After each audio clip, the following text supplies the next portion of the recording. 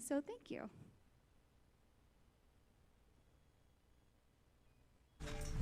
Slapstick Theater, David and Goliath. This is David. Hey! David was a shepherd who lived in Bethlehem. David was chosen by God to be the next king of Israel when he was just a boy. But David had to wait a very long time until that promise would come true, because there was another king of Israel named Saul. Saul led the armies of Israel. One day, King Saul was with his army near the valley of Elah. On the other side of this valley, the Philistines, the enemies of Israel, gathered their army ready to fight. The Philistines had a giant warrior named Goliath who challenged the Israelites. Hey! Goliath spoke badly of God and his people. He shouted and taunted them, saying, "Choose one man to come down here and fight me." The Israelites and King Saul were very afraid. Meanwhile, David's father sent David to bring some food to his brothers and their captain. Goliath came out of the Philistines' army, and David heard him shout his usual mean taunts to the army of Israel. Whoa, what? As soon as the Israelites saw Goliath, they began to run away in fright. See ya. David asked, "Who is this Philistine anyway, that he has allowed to defy the armies of the living God?" David's questions were reported to King Saul, and the king sent for him. Hi. David said, "Don't worry about this Philistine. I'll go fight him." Saul said, "There's no way you can fight him and win. You're only a boy." Wait. But David told Saul that he had taken care of his father's sheep and rescued them from lions and bears. Then David declared, "The Lord who rescued me from the claws of the lion and bear will rescue me from this Philistine." So Saul said, "All right, go ahead and may the Lord be with you." David picked up 5 smooth stones from a stream. Then, armed only with his shepherd's staff and sling, he started across the valley to fight Goliath. When Goliath saw him coming, he sneered at him and yelled bad things at David. But David said, "You come to me with a sword, spear, and javelin, but I come to you in the name of the Lord of heaven's armies." Goliath moved closer to attack, and David quickly ran out to meet him. He hurled a stone from his sling and hit Goliath in the forehead. The stone sank in, and Goliath stumbled and fell to the ground. So David triumphed over the Philistine with only a sling and a stone, for he had no sword. But he knew the power of God and trusted God to win the battle against the giant.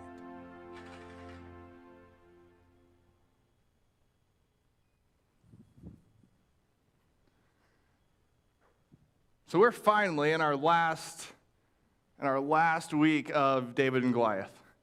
I know it's been a stretch since the beginning of the year, but we've been taking it slow because there's so many things to take out of this story. So many things. So today we're talking about how addiction must fall. Now you have addictions like in the commentaries I read, I was talking about this morning with a few people. It was like the big 3. I'm going to add one to it. But it talks about how alcoholism, drug abuse, gambling, pornography, like they're all like the big ones that everyone wants to talk about. And as soon as you say, "Oh, someone suffers from an addiction," it's like, oh, like they have problems. But that's not really what it is, because addictions go further than just that. How many of you are addicted to caffeine? See? Right there, an open drug addiction. Like we've made it okay, socially acceptable. There's a whole company, there's companies built upon it, Hyper being one of them. We got feel singled out. But again, coffee. My parents are one of them. They're actually here today. Get to pick on them while they're here, not just when they're absent. But they're the type of people that like 4 o'clock, they like put on a pot of coffee. Anyone else do that? Like not decaf coffee, just regular coffee. And they'll drink the whole pot. But But it's one of those things that it's socially acceptable. Social media.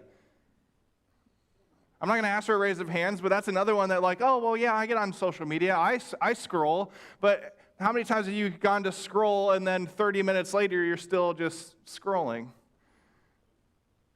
I know of people who have disabled their likes or their like count on Instagram because they were so focused on, oh, I'm going to post this, and how many likes did I get? How many people liked what I posted? And it was part of like their value and their self-worth. Video games.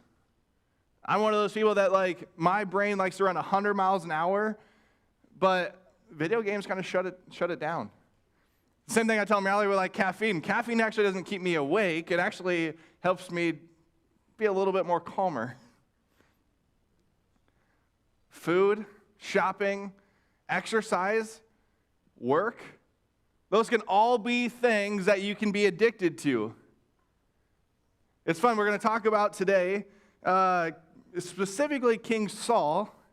We're going to talk about addiction. But like, when do you know when something becomes an addiction? It becomes an addiction, and you can start to know, is when you've built up a tolerance to it. When maybe something doesn't feel wrong anymore, because like, there's things that may feel wrong, but we do it anyway. We're like, oh, I can hide this a little bit. But when something doesn't feel wrong anymore, it's starting to become something that you've just adapted to. You build a tolerance to it.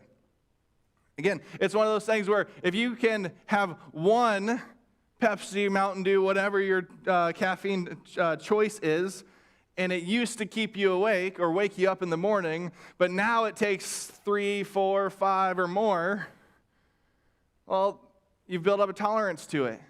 Alcohol you can build a tolerance to. Marijuana you can build a tolerance to. Nicotine you can build a tolerance to. Like, there's all sorts of these things that you can build a tolerance to, and so you need more of it. And then withdrawal symptoms. I've been trying to cut back on caffeine. And there's a direct relationship of caffeine goes down and Tylenol goes up. You start to increase the hydration in your body, but the blood vessels that have operated in a restricted capacity, all of a sudden they restrict a little bit more because they're like, oh no, what's happening? We don't have this caffeine, and it hurts. It makes your head hurt. It gives you headaches. Another key sign of addiction is loss of control. Like, you want to cut back or you want to get rid of something in your life, but you just can't. And then you feel bad, like, man, why is my resilience, like, why can't I just kick this habit? It becomes a thing of that you lose control. And then the other thing is neglect. Something that has taken over so much of your life that you neglect other areas of life. You choose the addiction over family or work or hobbies that you once enjoyed. So it's good. It's okay to have caffeine. It's okay to have social media. It's okay to have video games, food, shopping, exercise. But when those start to control your life, it might be an addiction for you. But again, we named off kind of big ones and socially acceptable categories of what addiction could be. King Saul is going to show us, I think, some even bigger ones. Saul shows signs of having an addiction of control. This addiction of that he needed to be in control of everything. Like workaholics, they tend to want to control everything because they want to guarantee the result that they're going to get. People addicted to work are often controlled about just all things that they think they can do it better, and it's a way to control their own status, and it's bringing them self-worth. Well, I have to keep working hard because then I'll be recognized for doing a good job, and then everyone will see that I do a good job, and everyone will say, hey, look how hard of a worker you are, and then guess what that turns into? Well, I must work even harder to keep getting this recognition. I don't trust anyone else to do it as well as I can, and so I have to get in there. King Saul was very much the same. 1 Samuel 13, King Saul, it shows us all about how King Saul is such a perfectionist in everything. And he's going out for this performance kind of narrative. When faced with a massive Philistine army, Saul was told to wait 7 days. 7 days for the prophet Samuel, who he didn't really like a whole lot. Let's got to put that into context. He doesn't really like Samuel because Samuel has anointed the next king with David. And so he's waiting for the prophet Samuel to do this sacrifice, to bless them going out into battle. And as his soldiers begin to kind of scatter out of fear and anxiety and nervousness, he calls for the sacrifice and does it himself. Like he starts it early, like he takes it upon himself, saying, no, this is the way it has to be done. He believed if the ritual wasn't performed immediately, he would lose the battle. He chose his performance of the fight over obedience to God. He micromanaged. He fought for legalism. 1 Samuel 14. Saul's need for control often manifested in rigid and unnecessary rules for those who were under him. We hear during a battle, he forced his entire army to take an oath not to eat until evening. So it was a proclaimed fast. This is a way to force a spiritual side of people in order to prove that he was a good leader. It backfired. His men were exhausted and famished, and his own son Jonathan nearly died because of a rule that he made for their obedience to him. Again, we just had his obedience to God kind of misaligned. Now, the obedience to him, his own son is almost killed. Relationship control and paranoia. As David's popularity grew, Saul's addiction to where he was like, no, I'm the king. I'm the one who's important. I'm the one doing all these great things. He tried to manage the public's perception of David, eventually attempting to fix the threat and have David killed. They actually called it an anxiety avoidance cycle. Saul couldn't control his people and who they were celebrating, so he tried to just get rid of David. Well, they want to celebrate David. They want to look at David as being this really good guy. They want to be praising David, and they're not giving it to me, so if I just get rid of David, they'll come back to me. It was this obsessive, controlling behavior that brings Saul almost out of favor with God. Because whereas David, early on in his life, David had his own faults, but early on in his life, David was all about, hey, I can do great things because of God. Saul turned it around of like, hey, look at the great things God's allowing me to do for you.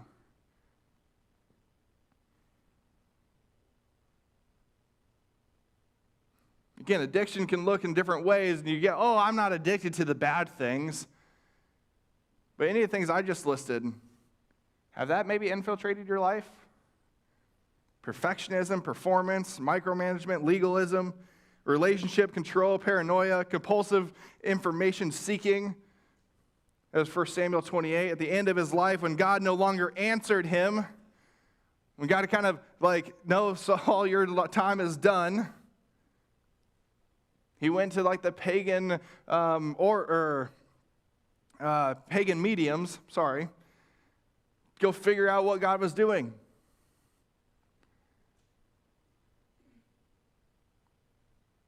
How many of you, when Pastor walked up here, being like, ooh, what's he wearing? Because Scott did. The first thing Scott did. Scott's over there raising his hand. He looks at me, when are you going to ever wear a tie? I'm like, I have ties. But how many of you are like, oh man, that's not a way a pastor should dress? Hey, that's not a way that I want our church represented. Hey, that's not something that I think is appropriate. Like, man, I could have put my earrings in, then what would have happened? Ooh, see, I just heard the mumblings. Ooh, you didn't know Pastor had his ears pierced, did you? Probably my kids, I don't know if my kids did either. Okay, maybe they did. But is that something, if you open up the Bible, would you be able to tell me, hey, Pastor, you can't do this because of what God's word says? Or is it just your own insecurities? Or is it just what you don't want to see? That's a good question, right? Like, oh, well, Pastor, you don't look very professional. Does that stop you from hearing the gospel? I mean, I'll tell you, Pastor, you're supposed to wear the best clothes that you have. Should I tell you that this sweatshirt is more than most of my polos that I wear? Now, I got it on sale, and Mallory's teacher discount was really good for it too, but originally, it is one of the most expensive things I own. Hey, Pastor, your shoes are really dirty, and they have orange on them. Why would you want orange on your shoes? I've not heard that actually here, but I know of other pastors, and I know other people who are like, hey, Pastor, you should dress better. Pastor, you really want to wear that today? I've heard it before in other places. Hey, Pastor, great sermon, but I wish you would have wore a tie. Pastor Craig, have you ever preached in a robe? Yep. That was one of the jokes around one of my first interviews here of what do I have to, what is the expectation of what I wear? Well, we want you to look clean and presentable. Okay, what does that mean? I think I look clean and presentable. Mallory hates this color on me, but I like it. These are actually my brothers, my younger brothers, sweatpants from football. They got number 71 on them. What's presentable? I didn't want to wear a robe. I didn't want to wear a collar. I'm okay with shirt and tie, but that's not me. If anyone knows me, this is daily wear. Wouldn't we want people at church to be comfortable? Or is it an understanding of well, hey, I don't like that, so I'm going to put my expectations upon you because I want you to fit the mold that I have of what is acceptable. Do you know what we call that? Micromanaging. Oh no. It's not just at work, it can be in just general life.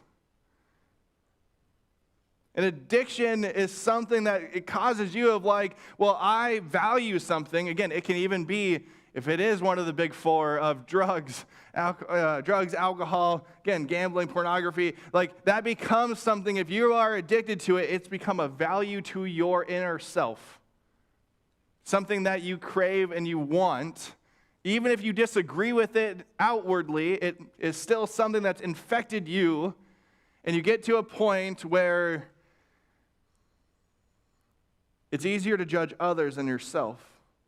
And so then we go through all the other little addictions that are causing you angst. Again, Pastor, you're in a watermelon-colored sweatshirt. Is that a problem for you, or is it a problem for the world? Is it a problem for God? Is it a problem according to the Scriptures? Because what I was wearing earlier, because Scott laughed, I was like, hey, Scott, for the prayer, I need a handheld microphone. You don't want your headset? No, I need the handheld microphone. What are you doing? Well, you'll find out. So I come up here, and I go back, and I hand the microphone to Mallory. She goes, where's your headset? Because, again, it's abnormal. I still have my jeans and my polo underneath this. So I'm still wearing business, casual, what do you call that? Business casual clothing. I just put this over top of it. Does it matter? Should it matter? Hey, Pastor, you got a little stubble on your head. Were you just too lazy to shave it this morning? No. I just need to prove to you every once in a while that I can still grow hair. See, there's my addiction for approval and laughter. No. We've been talking so much about David and all of these things. Sometimes the story we overlook of, again, who the crowd is and who the king of the nation. Saul was morally corrupt. We think of him as this great king who led the armies of Israel, and he did great things, but he started turning the attention on himself, and that became his driving force. I grew up with the work ethic of, hey, you want to be the hardest worker in the room because you get recognized, you do good things. I've coached athletes who are like, I have to get a hit at this at bat, and it's no, you don't. 3 out of 10 times of batting is actually a really good percentage. So that means you're missing 70% of the time, which anything lower than 50% in school is failing. So, man, you're extra failing then at baseball. I tell my daughter during basketball, like, a good shot's a good shot no matter if it goes in. I coached the same way when we lived in Michigan because a good shooting percentage is 40%, so that's still missing 6 shots out of 10. Like, we could go on all sorts of things. What the world has perceived as failure, or what the world has told you is acceptable, shouldn't turn into something that you always strive for. Levi during flag football, he'd get his flag taken down, and he'd come off crying. He's so passionate about it. He's so excited. He wants to score touchdowns. And I go, dude, you ran for 20 yards. That's a good thing. Like, 5 yards is a good thing.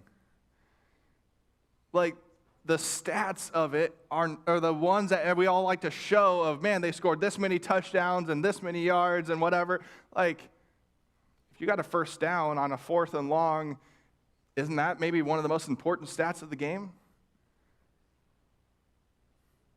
But we've been told what to value. We've been told what to focus on, and it's often success.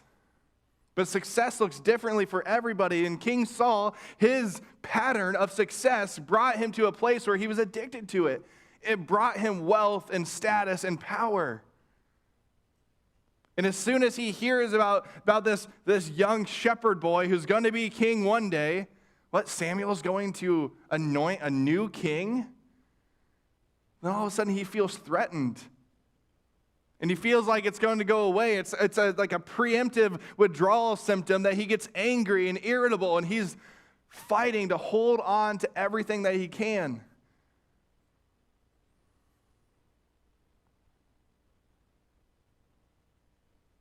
Things are going right, so no one questioned King Saul. I get it if things are going down and like Israel is losing power and strength in the world. I get it when your team starts losing, you start questioning, well, who is there to blame and what changes need to be made, but everything was going well. They even amassed an army against the Philistines, and Goliath shows up, and that's when everything kind of starts getting derailed. King Saul gets scared because he forgets who he fights for. Because for so long, he fought for himself. His pride overtook his faithfulness in God, and then it turned into a struggle of holding on to that power. So anything else turned into a threat against him, even what God was doing. What are the things in your life that you might be addicted to? Again, well, I'm not addicted to the big 4, so I'm good. One time I noticed this. I was out hunting in Michigan. Michigan, there's rules about how big a deer you're allowed to shoot for shotgun season. And in 3 years of hunting there, I shot at 1 deer. And it was a pretty far shot. I should have been able to do it. Messed up, angry at myself.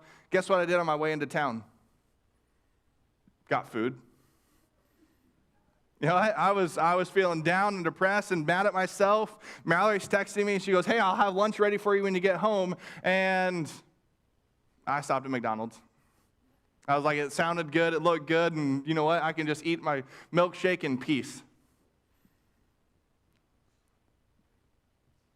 Maybe not an addiction per se, but it's something I use to cope. Because that's the big thing when it comes to when we start talking about addictions.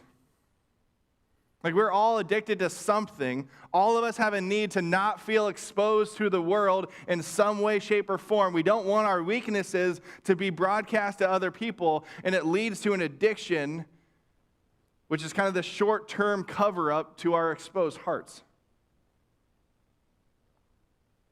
We all are addicted to something. When we experience rejection or are overwhelmed, or even when we're bored with life, It can lead us to an addictive lifestyle. We look for ways to numb the pain. Adam and Eve in the Garden of Eden, they retreated from the light into the shadows, trying to hide away. Well, if God can't find us, then I guess we're not in trouble.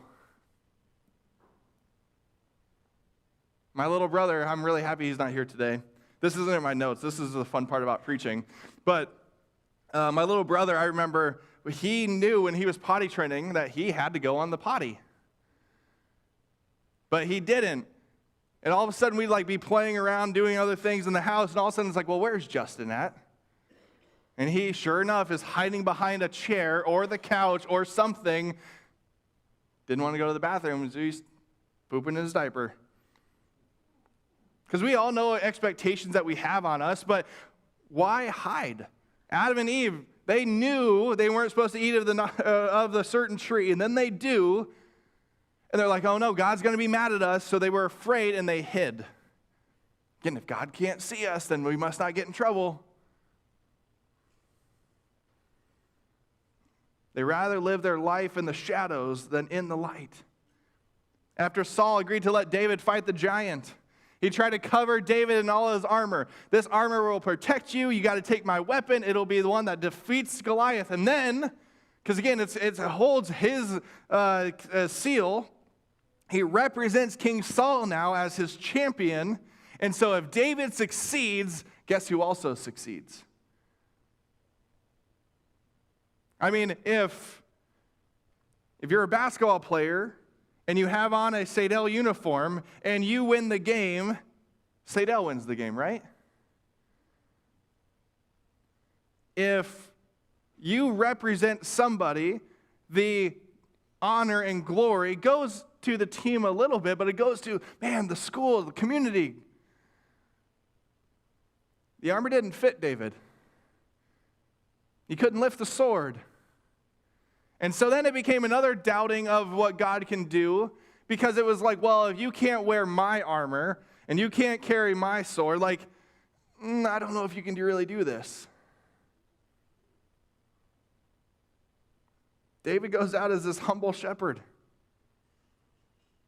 Again, he's got to cover up who David really is.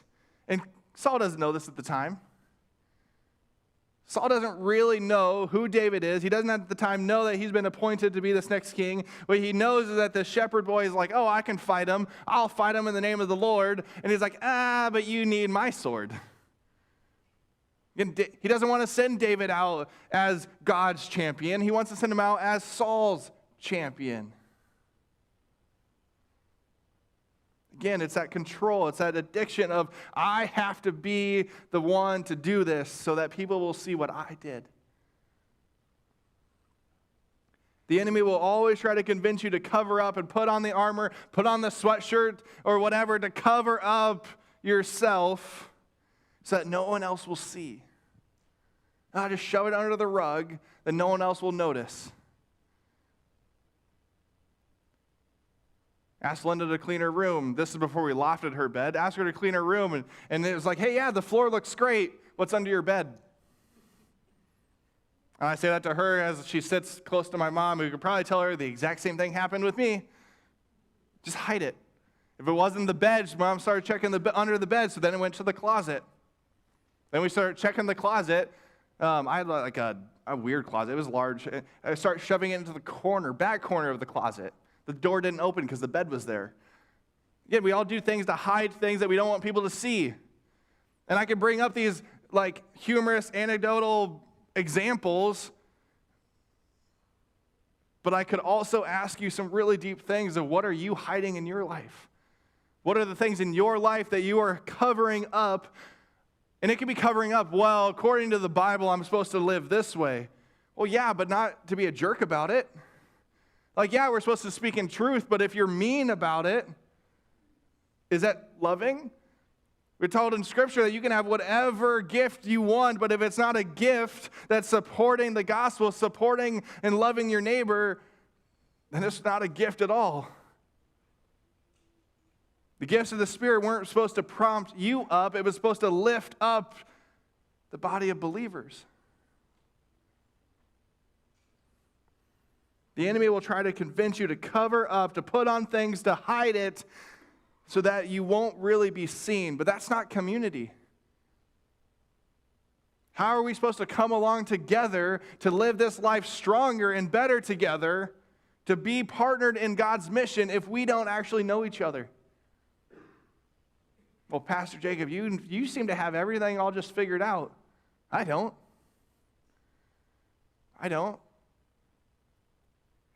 Well, but the world has deemed this to be successful, and we know people who are so blessed by God and so worthy of His love that they've conquered the world, it seems like. They have problems too. God doesn't bless them just because they're more faithful than you. That's not how God works. The thing of it is that our addictions, our giants in life, they don't fall in darkness in the shadows. They fall when we bring them to light. And we bring them to God and we bring them to each other. Freedom comes when we run in packs, when we're together, shoulder to shoulder with ourselves and with our champion Jesus leading us to defeat them. We said this at Christmas Eve, that when we lit our candles, we dimmed the lights and we lit the candles. And like we said, it's not just one candle that lights up the whole room. It's everyone's candle around that we are together in this. And that if you see someone next to you and they're holding a light, even if yours gets blown out, guess what? You have someone of light by you to relight yours. You can hide who you are all you want. One, God sees, but two, that's not where you're going to find victory and freedom from it. What's holding you back to be the best witness, to be the best partner in mission for God and His work here on this earth?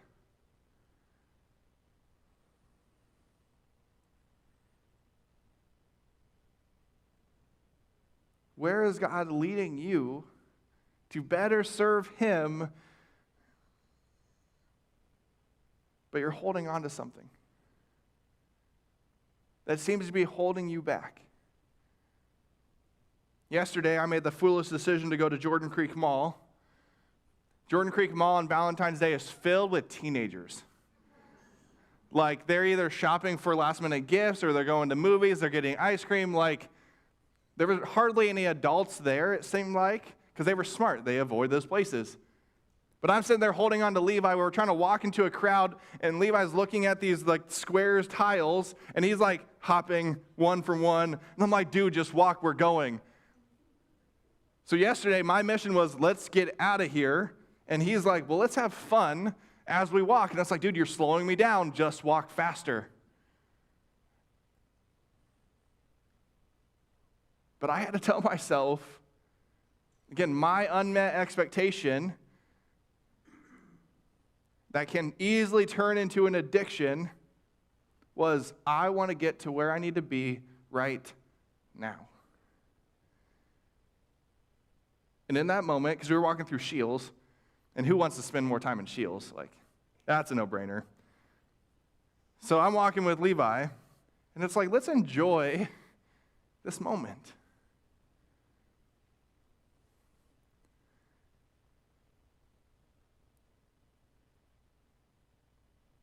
I'm realizing that all analogies break down, right? God wants to get you to a place where you're closer with Jesus.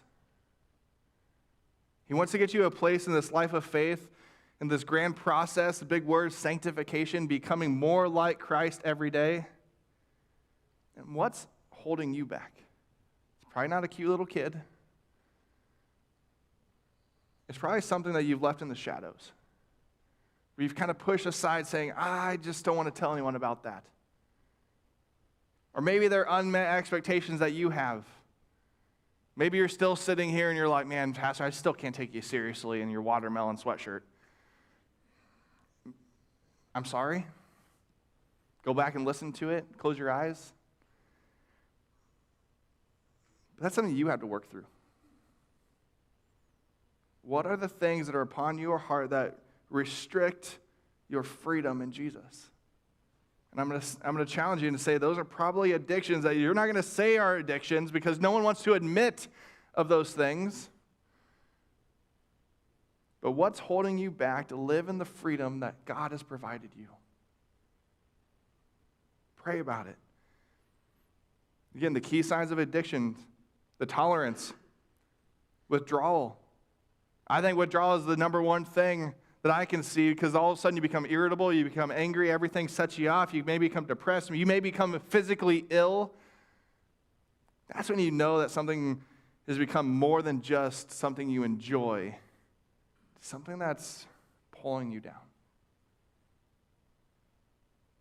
So what are those things? That's what we're going to end with, that question, and we're going to pray.